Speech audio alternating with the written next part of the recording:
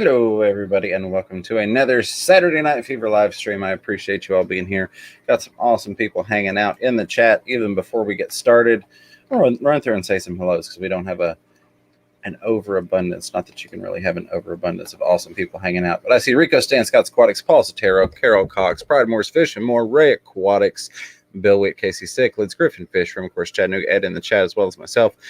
Zip Gun, how's it going? John Cox, what's up, buddy? Good to see you. Mike's Aquatics and Things, Post Seaweed, Griffin Fish Room. Got Bill Witt, but hello again.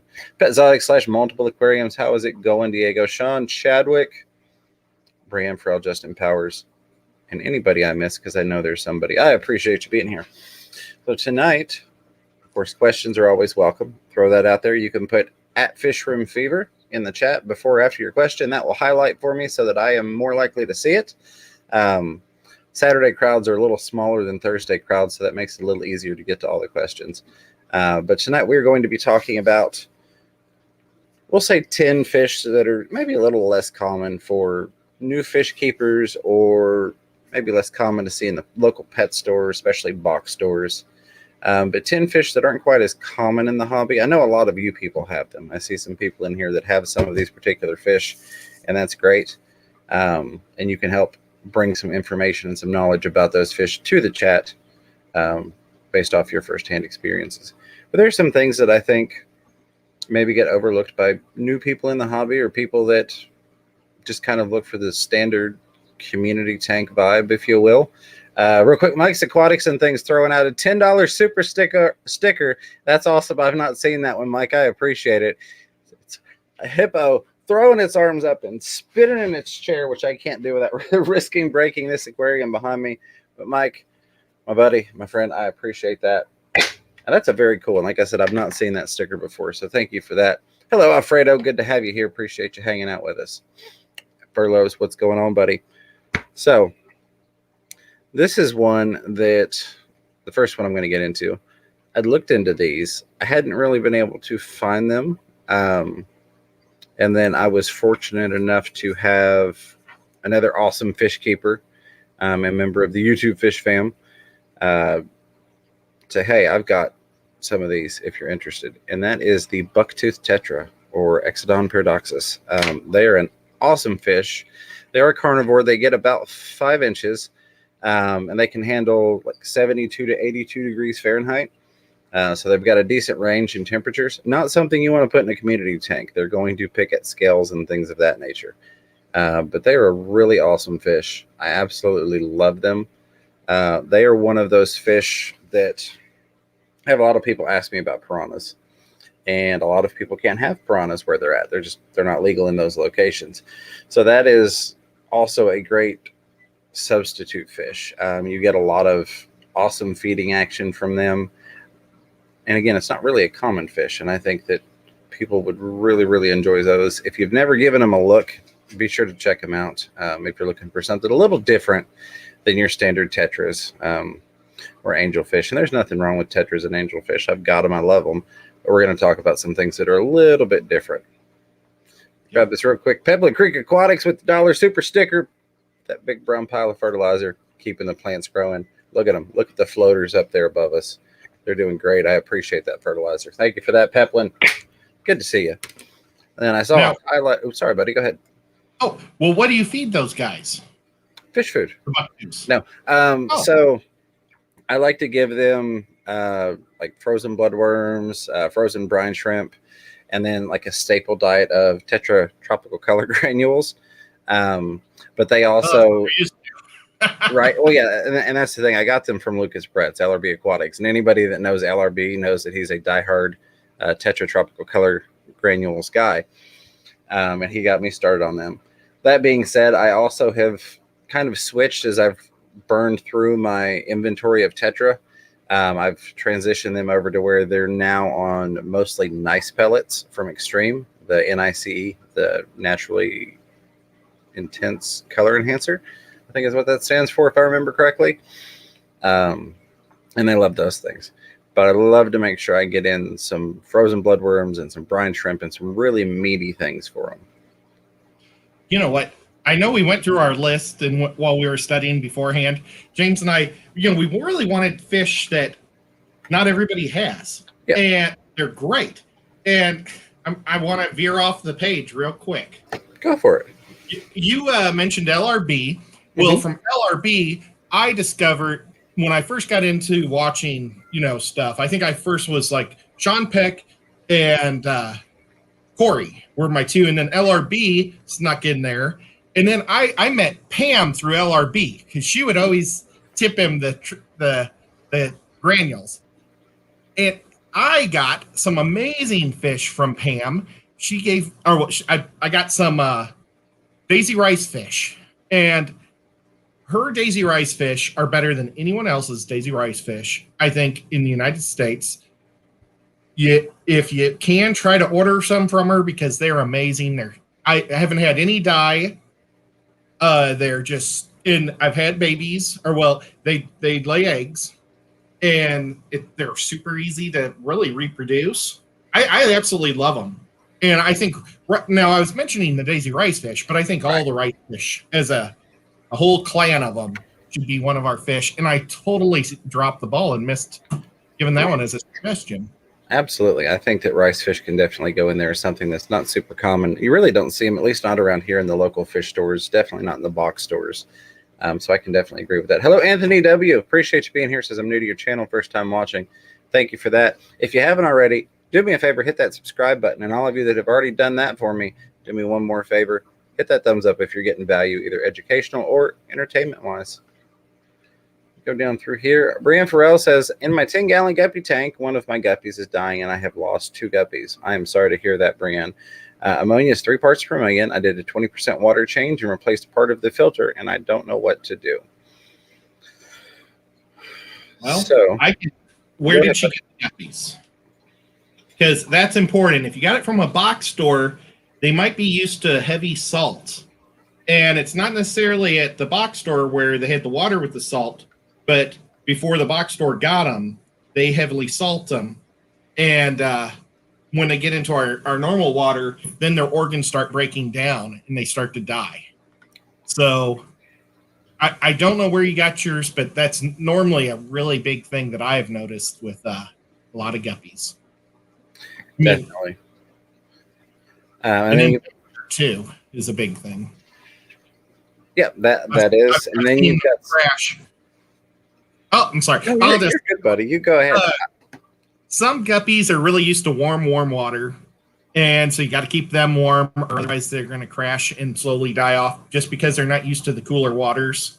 My goal is always to try to drop their temperatures and take away the salt. And so, like, if I get it at a box store, I might add some salt, aquarium salt, to my quarantine tank and just make sure that they live, but slowly take it away. Just like I got these wild mollies. James and Danica and Kenny they got these wild mollies out of really hard water, and I had to add a lot of salt to them, and I just slowly kept taking it away, and now they're in straight water and they're all living. But the 2 days prior to them getting the salt and getting them home, we lost a lot. We did. And it was just that. I mean, it wasn't like soft water, but it just wasn't super high minerals that they were used to. And so I'm betting that it's salt or heat if it's not parasites. Absolutely. Okay, And James. If you're worried about the cycle being off with the bioload, because I know you mentioned the ammonia, I think it was John Cox that also mentioned that you can, not feed for a couple days. That way you can help make sure you're not adding any type of rotting food to the tank. You're also not getting that extra fish waste in the tank from them eating. And they'll be fine a couple days without food, I promise you. We feed our fish more than they need, which is not necessarily a bad thing, but they can definitely go a couple days without some food. Fry being an exception. If you've got, brand new baby fry, they're probably not going to go a week. They might, but it's not going to be good for them. Let me roll down through here. Saw Bird Garden in here. How's it going, Rack? Good to see you. I appreciate you being here. I wanted to talk in to here you as well. Roll back up here. I'm going to go ahead and Mockingbird today, and I'd never seen a mockingbird that looked like this. And I wish I didn't have my camera ready to take a photo. It was in my backyard, but I was going to talk to Rack about it and ask him what he thought it was. But okay, back to you. Oh, you're good. I just wanted to say to Brian, John Cox has given some excellent advice in the chat, and I appreciate you, John, for doing that. Always a wonderful community member helping out there. So definitely, I agree with what he's saying there. Tim Kendrick, good to see you. Happy Saturday. Scrolling down here. Patty, how are you? Says, I need fish room fever love. I appreciate you being here. I need the love from you all. I do. It really gives me a boost and helps me get through my week. So thank you for being here. Mainly Betta is with a $10 super chat. Thank you for that. Says, because you guys are awesome. Happy Saturday, everyone. I got to tell you, Mainly Bettas, you want to talk about somebody that's awesome. Mainly Bettas is in here every week, all the time, just because we're awesome throwing money at us. I appreciate that. I think you are awesome and not enough credit is given. So thank you very much for that. Pasewi says, does anyone know what Danio eggs look like? I've not had any experience with Danio eggs. Ed? No? Yeah, I've never tried. I imagine very small. Yeah.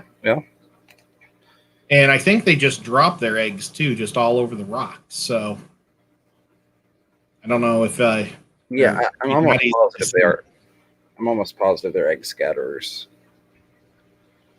All right, so let's get into another one here. Now, this is not necessarily for beginners, so to speak, because this list wasn't necessarily catered to beginners as much as it just was kind of thinking outside the box fish.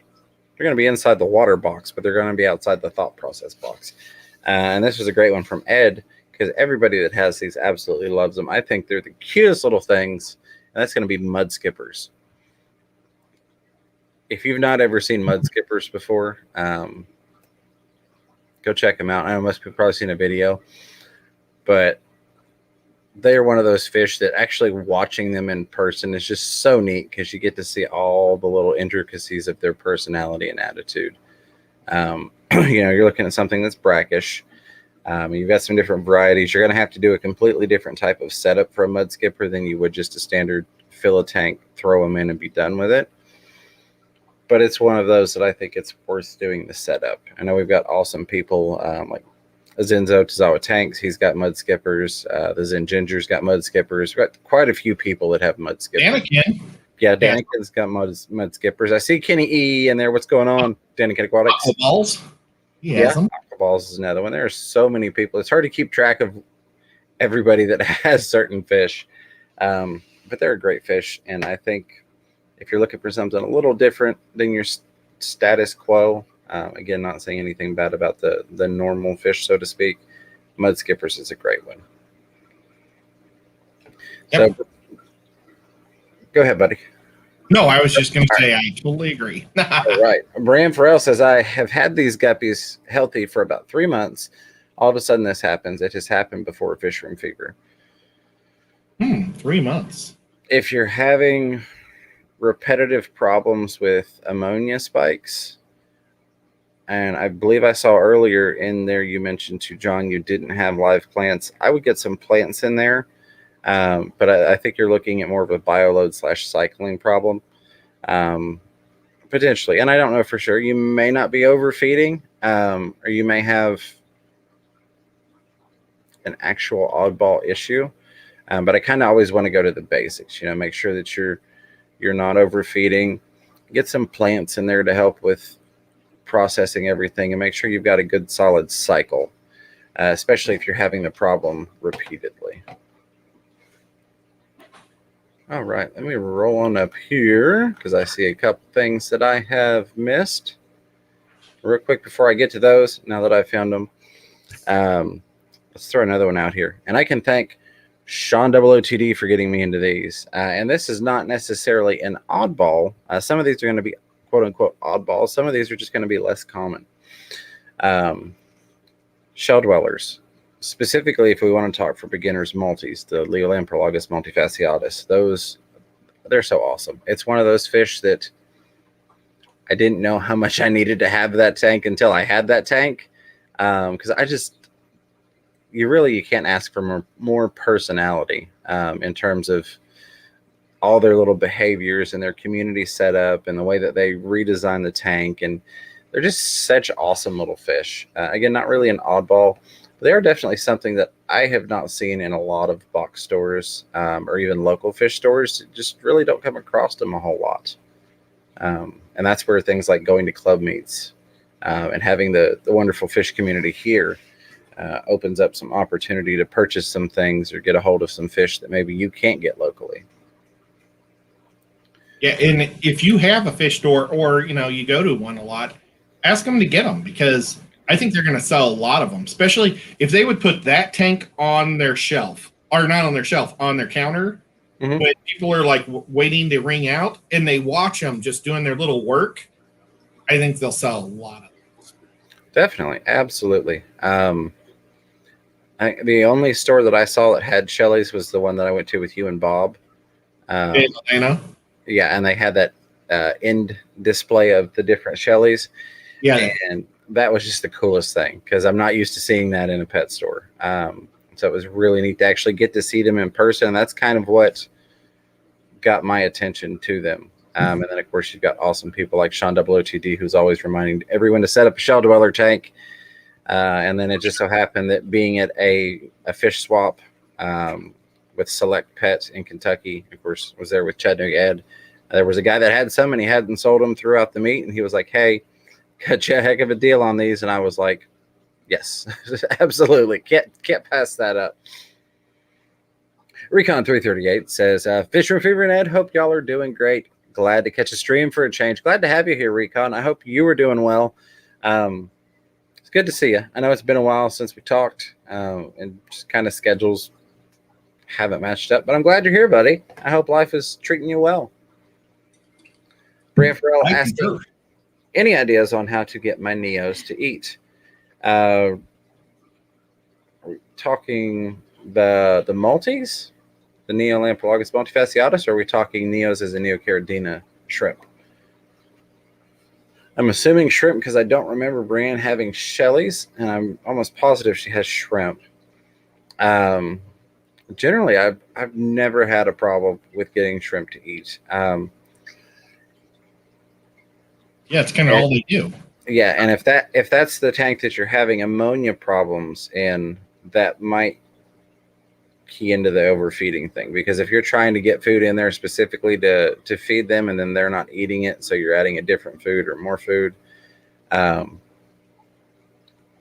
there aren't a lot of my tanks with Neocaridina in them that I specifically feed the shrimp. I just let them graze. So when I set up a tank for shrimp, I look at surface area. How much surface area are they going to have to go around and pick at and graze on? I do have some special, what I say special, they're not really like special, but they're not cherry shrimp, like my Blue Dreams from LRB, my Orange Sunkiss from Priscilla, my yellows, the things that are a little different that I have tanks set up specifically just for those shrimp. I do use the extreme shrimpy pellet. And I've yet to find a shrimp that did not like those things. And the guppies will pick at them too. And the plecos will go after them. So it's great stuff. Absolutely love it. And I'm feeding 6 tanks, and I've had it for a long time. I just drop like 3 or 4 in each tank every other day. Works great. Yeah, no, I really love that stuff. Again, I've yet to see anything turn that stuff down. So that is a good one. Wow, I completely lost my train of thought. So we're just going to dive into the next one. Then Bird Garden, I see that hanging up there. I'm going to grab that in a second. Thank you, Brother Rack. I appreciate it. But next we're going to go into rope fish. And if you want to learn about rope fish and you want to see some awesome rope fish, go check out Haley at Oddball Aquatics. She is kind of a rope fish guru, I guess, if you will. She's a real cool person too. But rope fish are one of those. They're kind of common, I guess you could say, in pet stores, but they're definitely not tetra common. And again, I don't mean that in a degrading or condescending way towards tetras. I love my tetras. But they're not something that's nearly as common. They definitely have some special needs. They're really prone to getting out of a tank. But again, it's one of those kind of like Mudskippers. If you're kind of currently in the status quo fish keeping of, I've got angelfish and I've got tetras, I've got guppies, and I'm looking for something different that I will really enjoy or can really enjoy. Ropefish is another one of those. So I think it's worth doing this special setup for them to be able to enjoy them. Thoughts? I totally agree. They're a great fish. I absolutely love them. I don't have any currently, unfortunately, but definitely a great fish. I grab a couple things from the chat, and then we'll get on to another one here. Biscotti Nunez says, Fish Room Fever, our African dwarf frog died today from a fungus. What do you use to treat fungus in an aquarium? I'm generally going to go with the API fungus cure. I do like the API products. Not sponsored or anything like that. There are some other things out there, but generally if I'm treating a fungus in an aquarium, I'm going to go with the fungus cure by API. Let's see. It's very common with dwarf. Mm-hmm. Sorry. No, you're good, buddy. We've got like a half a second. Yeah, there's like a delay between us, and this is probably another one of those, they don't see it, but you and I are delaying and breaking up on each other. So it looks like we're just rambling over each other. Yeah, I've got this delay. I'm gonna drop and come back and see if that helps, because it's really as the stream's been going on, it's been getting worse. Absolutely. Yep. So I'll be back. All right. Make sure. Okay, I am hardwired in here. Well, we are waiting for Ed to come back. Let me grab this. Actually, we've got one more question here. Two questions. One question and a comment, and then I've got that super chat from my buddy Rack at Bird Garden. Let's see, where was it? Mountain Greenery, and there's Ed coming back. We'll add him in there. We'll lose our chat. We'll look around the mic. That's what I'm doing there. I'm trying to look around this thing to find my chat on the screen. You're not choppy at all right now, so that's a good thing. Perfect. Mountain Greenery says, idea for centerpiece fish for a 29-gallon planted tank, unheated but sits at 70 degrees Fahrenheit. pH is 7.3. It currently has white clouds and pandacories, something friendly, maybe less common.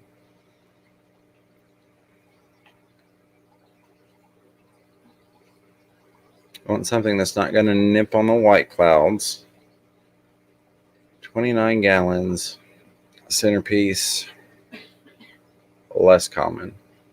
I'm going to think about that one for a second, because I'm sure that there's an awesome fish that would fit in there. Yeah, I agree.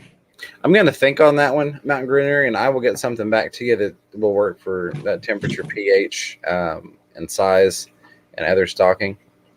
That's a good question.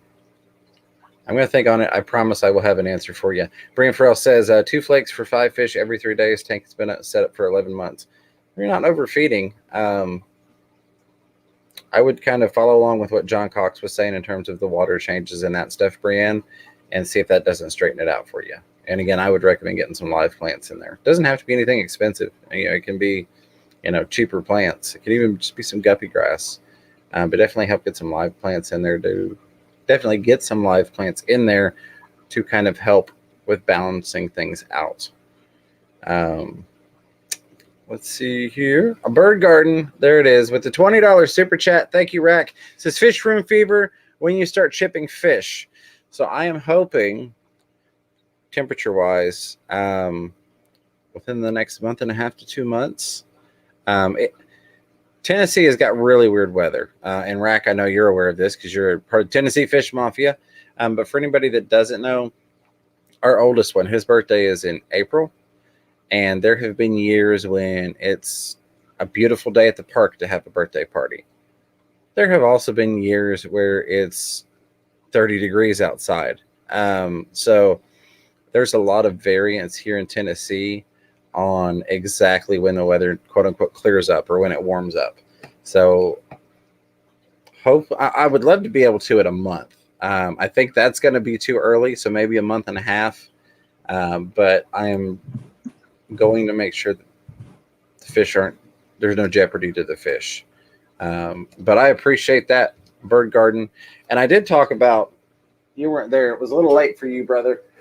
But we were talking about unboxings and opening packages and things on Ed's stream Thursday night. And I was showing off the big box of the Bag of Beach that is available now for shipping, with free shipping on the fishermanfever.com website. And of course, Ed and I did an awesome unbagging boxing, if you will, where we got to play in the sand and pull out fossils on a previous live stream. So check that out if you hadn't. Thank you for that, my friend. Let's roll down through here. John Cox says, Killifish, the whole group is awesome and not common. Fisherman Fever. Absolutely. We have got that one on here. That is one of our honorable mentions as an entire group. Yeah, can't agree with you more. Killy's definitely a good one. Select Pet says, swaps are an awesome place to get some multis. Definitely, yeah. John, I, again, appreciate you inviting Ed and myself up there to go to that swap. That was a blast. It was great to see you. And got some awesome fish from some awesome people. Not just guppies like I intended to, but also those really cool shellies. Yeah, I can't wait till the next time we get to hang out with John. Absolutely. Hopefully we'll be able to do that soon. Tom Patterson asking, have you heard any downfalls to electromagnetic air pumps other than noise? So I really have not. This kind of strays away from fish keeping, but that style of a pump, not necessarily for air, but that style of pump, the electromagnetic that you're referencing, it's been around long enough and it's been fine-tuned enough that they kind of have been able to work any kinks out of it.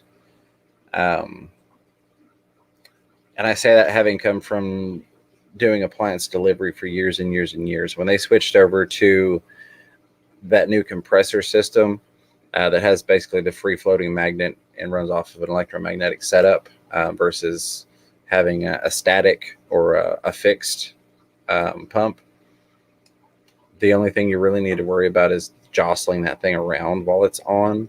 And you could hear that in a lot of the newer refrigerators. If anybody's ever gone to move their refrigerator and they started hearing a rattling and then it stopped, that was your little magnet in the compressor that's free floating, and it got jostled and then it settled back into its free float. But no, I've not heard any downfalls. Let's roll through here. We've got Al Wet Socks. I like that. Very, very cool. And it jumped on me, but I'm going to get back to it. It says, Fisherman Fever.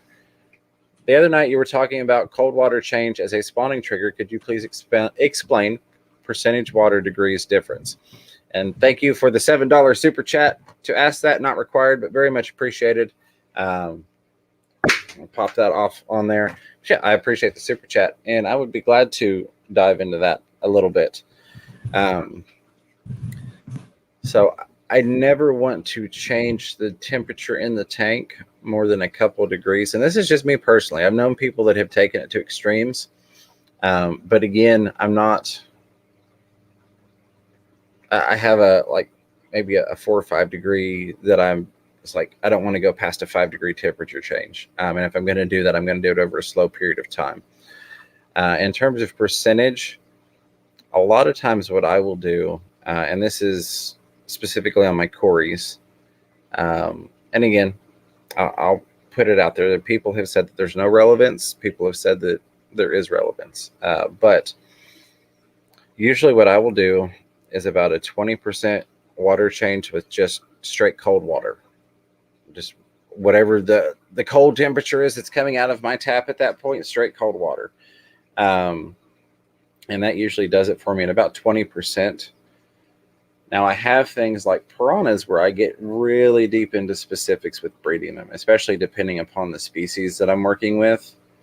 But I have literally taken a 220-gallon tank of piranha that I've dropped, and it's about 50% empty.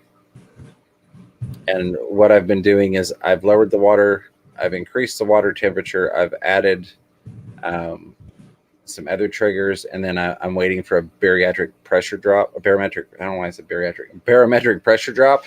That's what I get for reading and talking. And then fill that thing with cold water.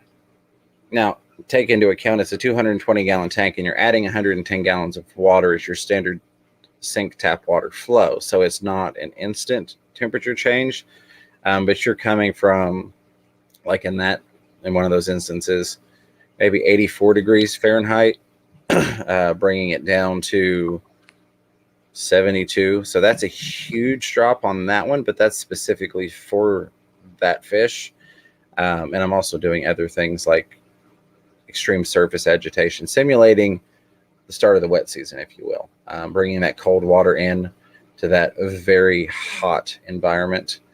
But with the cories, I don't do anything that drastic. It's usually just 20-25% cold water change.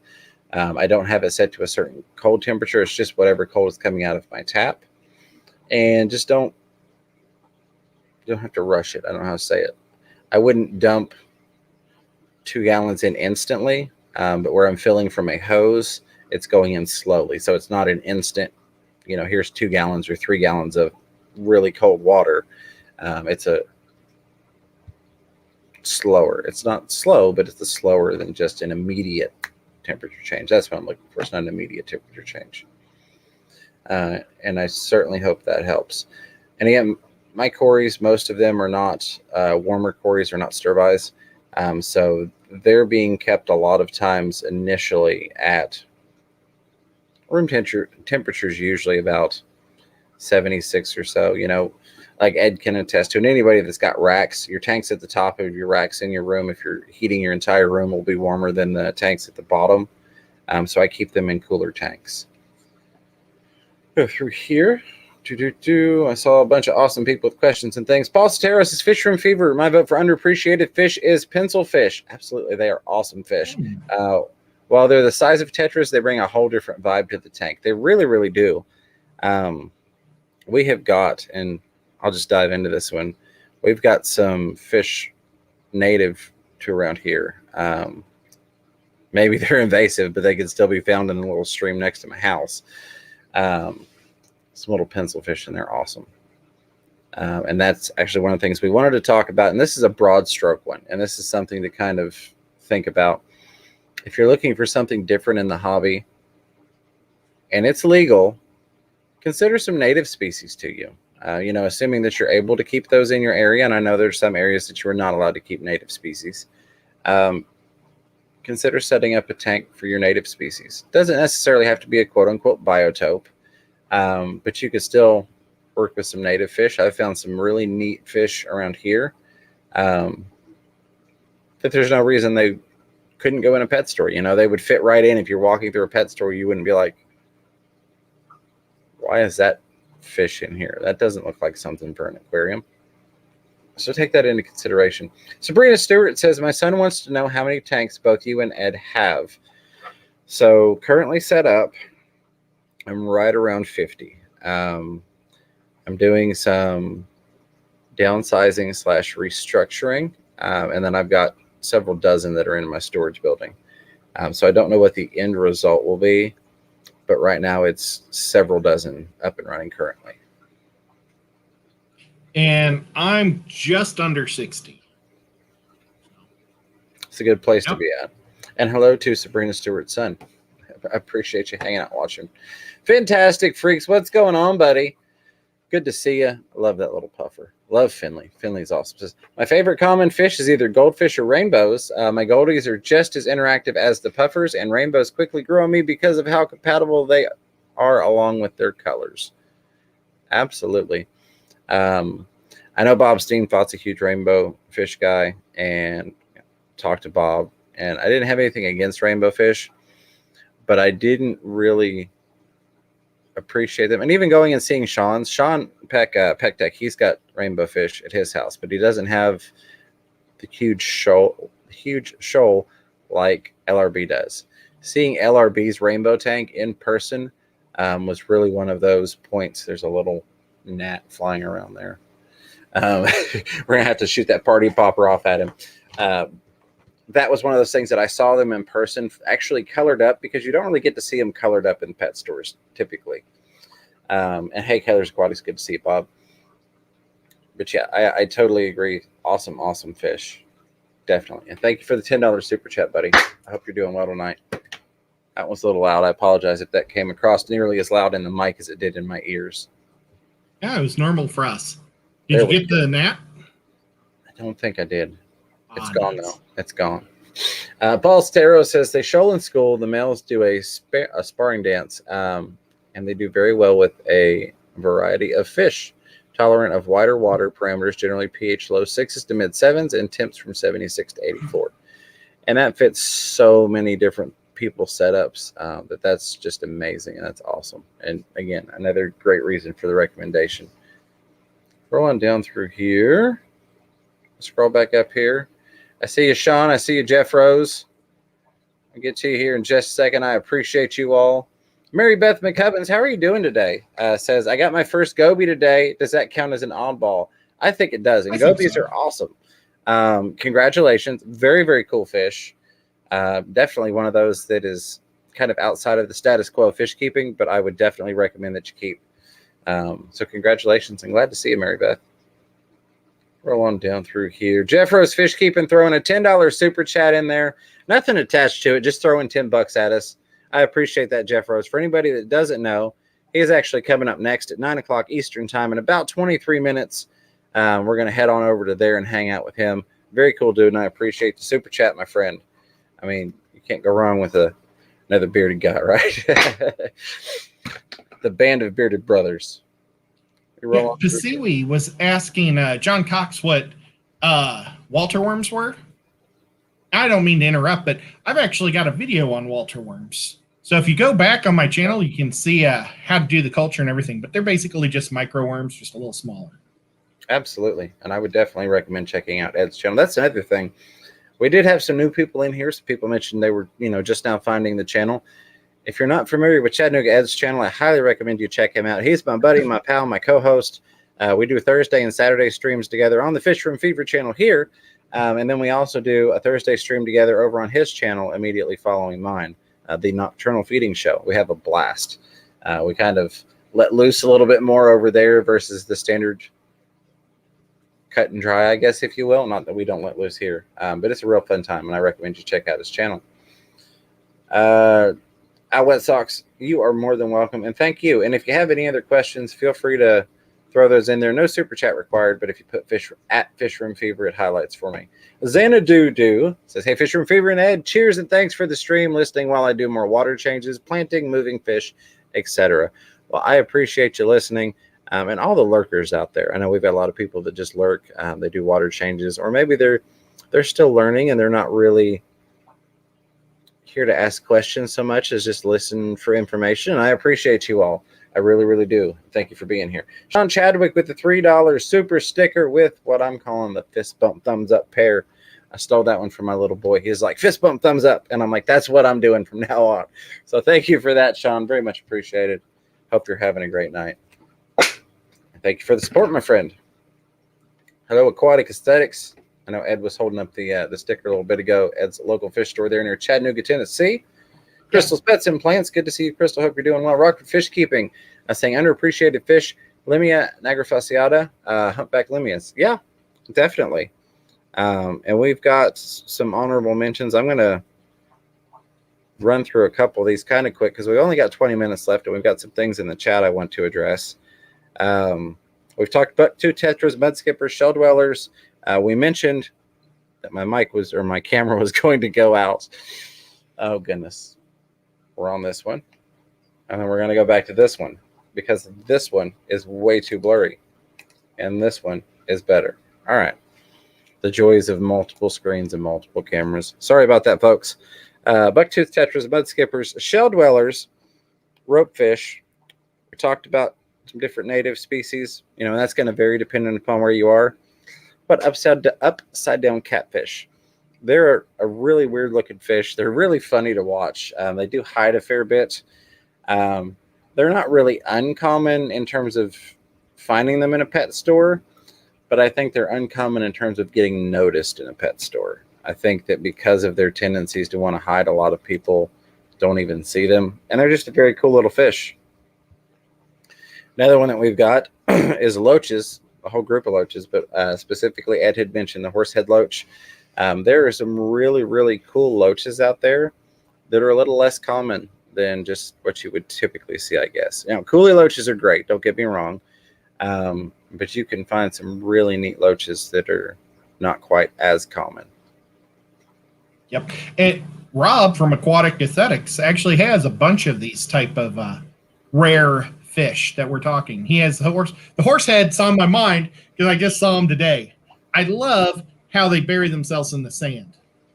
Yeah, now absolutely. He uses just probably a 1/4 inch of sand on the bottom for him, which makes sense, since he's in a fish store. But it was really smart because you could see their backs.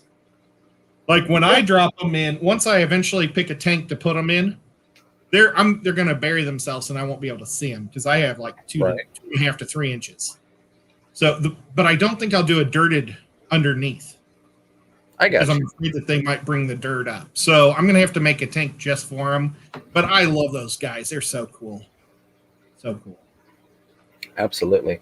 I'm just going to dive into the last couple of these, and we can talk about them, but I want to make sure we get through the list here. Sure. Lungfish. I think lungfish are a really cool, what I would define myself as an oddball fish. They're definitely not something that's common. And of course, and this goes with any fish, but especially fish that are less common, make sure you do your research and that you've got the appropriate tank and setup for any fish that you purchase. But lungfish is one of those that you don't see a whole lot. They're just really, really neat. I know some people think they're ugly, but I just think they're a fascinating fish. And one day I will have one. They're a commitment too, because they live a long time. They are, absolutely, yes. So again, do your research, know what you're getting into. And they have terribly sharp teeth. You want to feed those guys with a tweezer. Yeah, you don't want to pet the piranha, so to speak. Puffers. Now I know people. We've got a lot of puffer people in here.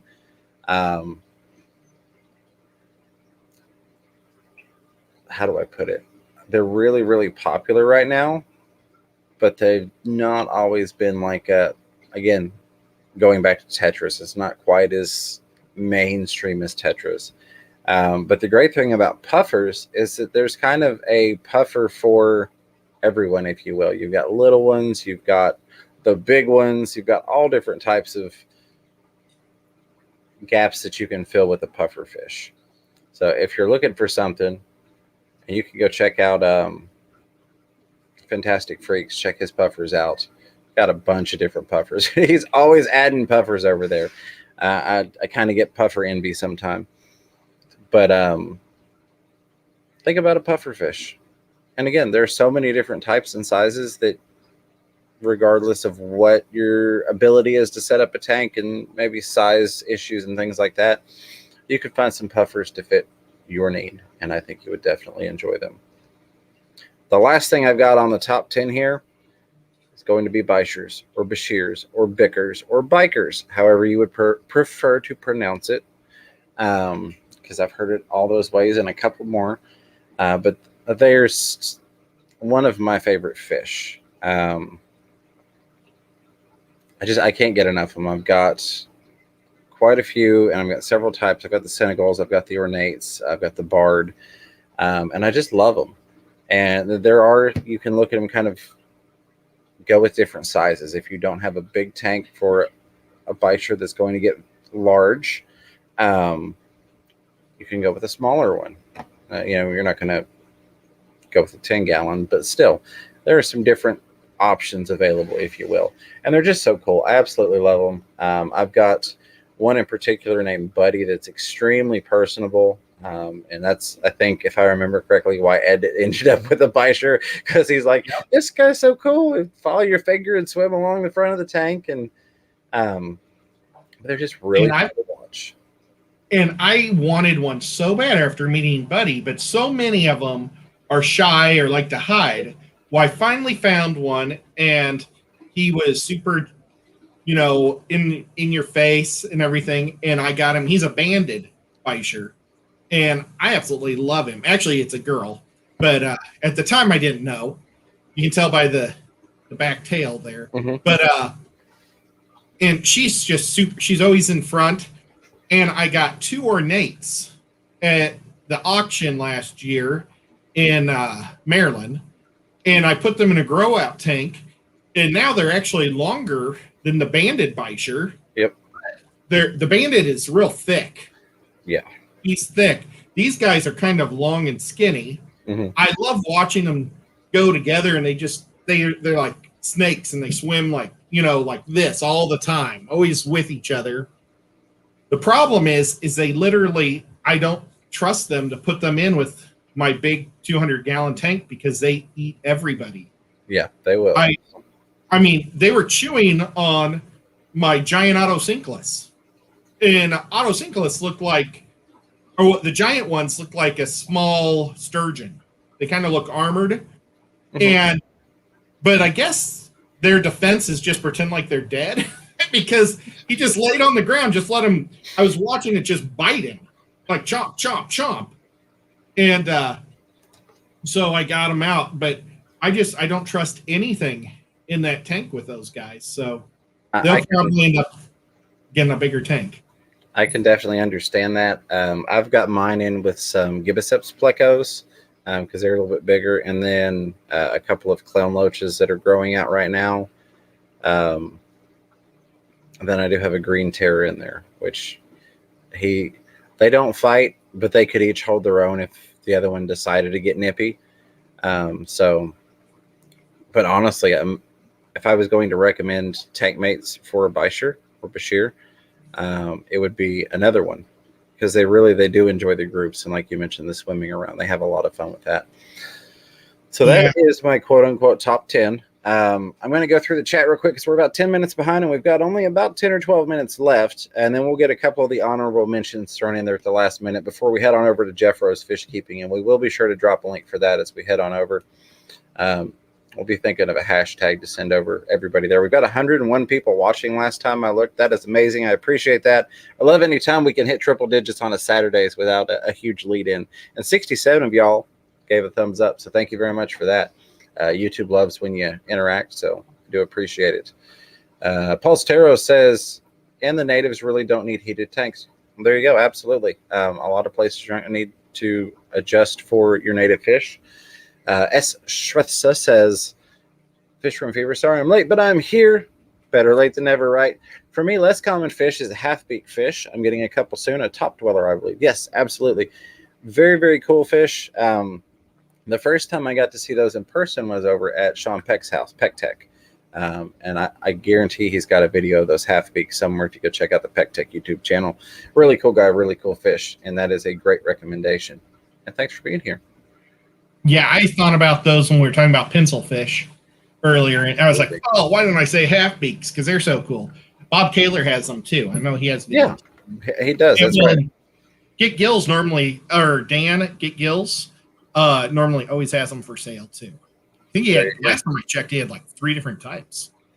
You go check out Kaler's Aquatics. Bob's a good buddy of ours. He's the one that, in fact, introduced me to Ed. He's got some great fish and some great content over there. For sure. It's just about to hit 2,000. He's an awesome guy. All right, there was the half beaks. Let's roll on through here and get caught up with you all. Rocco's Fish Room, what's going on? Says, did you ever get my message on Facebook? I think I did. I will go through and find it when we get done here and reply to it. I believe I did, but I don't want to mention the topic in case you don't want the topic mentioned publicly in front of 100 people and however many people watch the replay.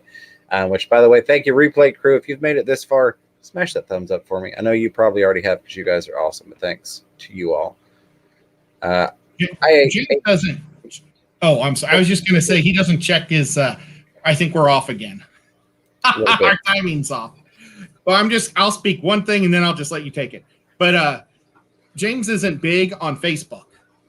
So if you want him to check your Facebook stuff, remind him. Right. And I generally try to do really well with Facebook Messenger.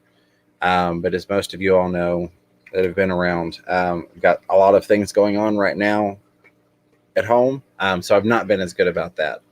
Because generally, people that have messaged me before know that, hey, I can shoot James a message, and usually within a couple hours, he's got an answer for me.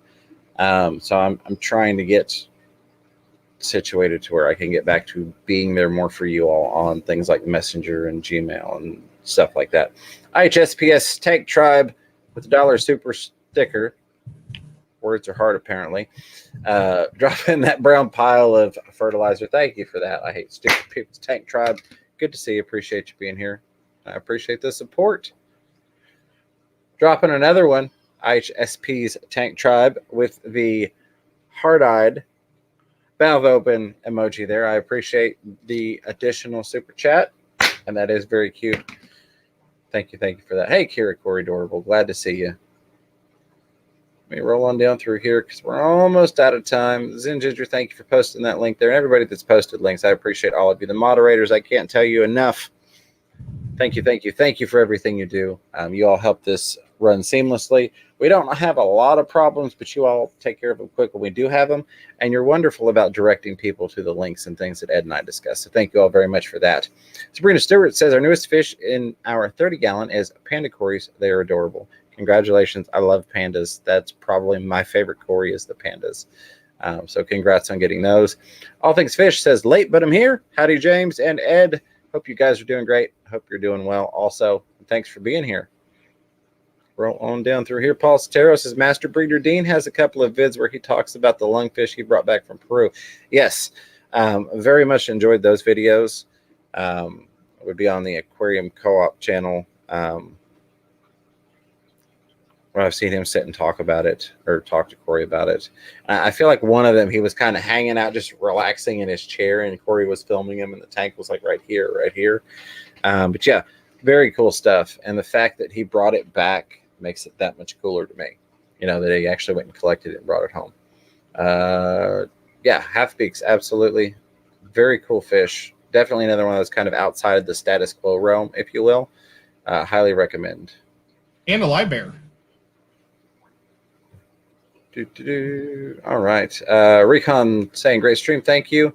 Mary Beth asking how Mrs. Fever is doing. Her foot is healing. She's got, of course, the torn Achilles, but then they found out that her plantar fascia had dissolved, and that was where most of the pain's coming from. So she's got a lot of recovery time ahead of her, and hopefully no surgeries. But it's a day at a time right now. Zen Ginger says, just so you know, I'm already trying to talk Ed into driving my plecos halfway to meet me somewhere since you're kind of MIA these days and since the weather is stupid, LOL. Absolutely. But we definitely figure out something there. But yeah, the weather has been stupid. It's like 3 days ago, it was beautiful outside. And the past 2 days, I've had to drip the faucets because it's been 7 hours of a hard cold. So it's a really scary time to be shipping out really expensive fish. Finn Aquarium says, thanks for giving me pointers on Thermometer Gun's last live video. You guys are a big help. Thank you, Finn, for being here, and I'm glad we were able to help. Golden Top Minnow says chub and least killifish. Absolutely. I've got some least killifish and golden top minnows.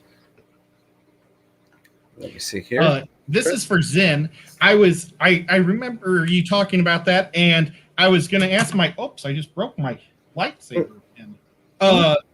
I was going to ask my dad if he wanted to go down to Texas and help my nephew out because they're moving into a new house and they're kind of building like a temporary place that they're going to live in. Yeah. And maybe if I do that, I can just drive by your house because he lives in San Antonio or outside of it somewhere. So we drive through Houston. So maybe I could just drop them off for you. Okay. Very cool. Just wanted to bring that up. Well, and I appreciate that.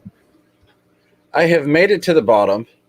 You're welcome, Bob. I don't know what you're thanking me for, but you are welcome. Thank you for everything you do for the community and for being my buddy and introducing me to my other buddy, Chattanooga Ed here. So let's grab a couple of these. I don't want to say they didn't belong on the top 10, but they kind of were like, we really want to give these a recommendation also. Knife fish. And I don't mean clown, you go and you get a clown knife and it ends up. There's some other awesome knife fish. Again, going back to Keller's Aquatic, I think he's got an African knife. But there's some knives that stay smaller, but they're really cool fish. Their swimming pattern and their body structure is really, really neat. Readily available in pet stores, but not necessarily as typically seen as, again, your tetras. Not shaming tetras, but a very cool fish. And you've got eels. You know, you've got your fire eels and your tire track eels. It's another, what I consider oddball, very cool fish, if you will, to add to a tank or set up a tank for. Like Fantastic says, black ghost knives are awesome. Mine's about 11 inches. There you go. So you don't have to worry about this thing that gets, 2+ feet long. You can find some smaller ones. I know a lot of what people see out there is these monster knife fish, and they go, oh, I want a knife fish because they're really cool, but I don't have a setup for that. They're very cool. And John McKenzie, thank you for the $1 super sticker. Adding another pile of fertilizer to the stream. Look at how beautiful all the plants are around us growing with all this fertilizer on there. Thank you for that, John. And I hope you're doing well today. Killies, which I think we mentioned Killies were an honorable mention, but killifish, definitely another. I don't want to say, you have to be careful because there is a very deep killifish culture, and I don't want to offend anybody, but they're not really in the mainstream, so to speak, like, once again, angelfish, tetras, things like that. But there are enough different types of killifish for there to be, for it to have its own subculture in fish keeping, just for killies. Kind of like, you have this subculture around like neocaradinas or like caridinas or shrimp in general. Killifish is an awesome one. Goodeids, as Ed brought up to me before the stream, another very, very cool one. Not quite as common, but also not super hard to find. It's a different variety there and some things you can look into. And the last one we added on here, because it's a really cool fish that goes great with one of our other recommendations, and that's going to be archerfish. Archerfish are really, really cool. And a lot of times you see that set up with mudskippers and archerfish. And that's another one of those. If you're going to set up a tank that's a little different, how cool is that setup? I mean, that's an awesome setup. And not know it says the dwellers of shellers. Absolutely. And Sean OOTD, in case you weren't here earlier, we did talk about shellies. And specifically how your push helped me to get into them. So thank you for that, Sean. But that was one of our 10 recommended fish. So just to recap, because we're about to head on over to Jeff Rose, we're wrapping up here. Bucktooth tetras, mudskippers, shell dwellers, multis in particular, if you're just wanting to get into a basic. There's some really, really cool ones. You can go to, Grumpy Mike to see the sumbus, bleh. Ropefish, upside down catfish, loaches, things like the horsehead and less common than the coolie loach, lungfish, puffers, bashirs, or bishers. Number 10 on that was just native species in general, which is going to vary depending upon where you're at, but I think is very often overlooked. And I know some places it's not legal, so please make sure that you can legally do that before you do it. And then honorable mentions were knife fish, eels, killifish, goodeids, and archerfish. There are a lot of great fish that we did not have on this list, but those were the things that Ed and I discussed and thought we wanted to have a talk about. Fish room fever, sand or gravel, says Tim Kendrick. It depends. I've got both. I've got probably 30 different types of substrate. When you look at, well, this one is sand with gravel on top. This one's gravel capped with sand. This is a dirted tank with a sand cap. This one's sand only. This one's gravel only. If you're talking about shell dwellers specifically, I don't know. I would go sand. I know that was not far after, but I'm not seeing what it was in reference to. If it's a general, what type of substrate for anything, I vary it depending upon what I'm putting in there. And they each have their ups and they each have their downs. Jeff Rose is not scheduled. A lot of times he's not, quote unquote, scheduled, and he just goes live when he goes live. And is Pam going to go tonight? I don't know. That's another person, so you never know. She's going to go Saturday nights. I wonder if Jeff Rose is still hanging out in here. I know Jeff Rose threw a $10 super chat. Jeff Rose says he's still hanging out in here. Jeff Rose, if you're listening, confirmation that you, okay, now he's live. There we go. So Jeff Rose is live. Let's do hashtag Oddball. Head on over there and see Jeff Rose. I do want to say a final thank you to everybody. And again, a thank you to all the members. We're almost at 70 members. I know Zen's been asking about that because then we get a new emoji and she can have her party popper emoji. We're 2 away. So 2 more to get to 70. That's amazing to me. You don't know how much that means to me. Thank you all for that. I'm going to pull up my super stickers and super chats for the night to make sure we didn't miss anything because the chat does jump around and sometimes I miss things. But everybody that has contributed and asked questions, all the commenters, the people helping other people in the chat, everybody catching the replay. Those of you that are new to the channel, do me a favor, hit that subscribe button, smash that thumbs up. I love the fact that we had so many awesome people from the community out here tonight talking. We are going to, here we go. Sometimes things get delayed. And of course, Sean OOTD reminding everybody to set up a shell dweller tank. But a huge thank you to Mike's Aquatics and Things, Peplum Creek Aquatics, Mainly Bettas, my buddy Racket, Bird Garden, Owl Wet Socks, Fantastic Freaks, Jeff Rose Fish Keeping, Sean Chadwick, IHSP's Tank Tribe ×2, and John McKenzie. I appreciate the support to the channel. Let's head on over and say hi to Jeff Rose with hashtag Oddball. The Zen Ginger has dropped the link. Turn it over to you, Ed, for your customary goodbye. You know, before I go, I was asked to bring up one thing, and I never really got to it because I forgot at the beginning, was my fish store guy, Rob, at Aquatic Aesthetics. He's doing a challenge where he's trying to get everybody to do a small video once a day for a little while. I don't know if we all put like what we're going to do. I need to watch it, but go to his channel and check it out. Guys, don't be afraid to get those hands wet. Keep those tanks clean. I'll see you in the next stream. There we go. And Bob Kaler, Keller's Aquatics, thank you for the attempted super chat saying, let me know if it comes through. I will let you know. I'm not seeing anything in there, but I appreciate it nonetheless. So until next time, keep your fish healthy. Keep yourselves healthy. Catch yourself a little fish room fever. Love you guys. Take care, everybody.